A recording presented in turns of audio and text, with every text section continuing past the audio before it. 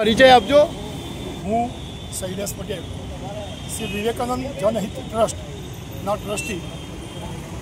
आज एटले श्री विवेकानंद दिग्विजय दिवस 11 सप्टेम्बर 1893 दिवसे विश्व धर्म परिषदनी अंदर हिंदू धर्मना प्रतिनिधि तरीके स्वामी विवेकानंदजीए विश्वने भारतनो परिचय करावतुं जे टूंकू अने सचोट भाषण आप्युं एनाथी भारतनो परिचय विश्वने आध्यात्मिक दृष्टिए शुं छे ए ध्यानमां आव्यो। ए दिवसना स्मरण रीते अमे प्रति वर्ष 11 सप्टेम्बर श्री विवेकानंद दिग्विजय दिवस तरीके उजवीए छीए। ए ज निमित्तेनो आज कार्यक्रम निश्चित कर्यो छे।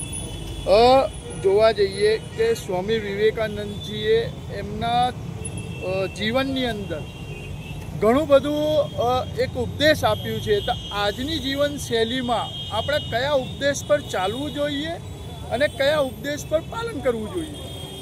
स्वामी विवेकानंदजी एटले समाज में सेवा साथे समर्पण उपरांत भारतनी ओळख एटले हिंदू धर्म एनी राष्ट्रीयता अने एनी आध्यात्मिकतानो परिचय अनेक वार एमना भाषणों थकी एमना व्यवहार थकी एमना भारत भ्रमण में एमणे आप्यो छे।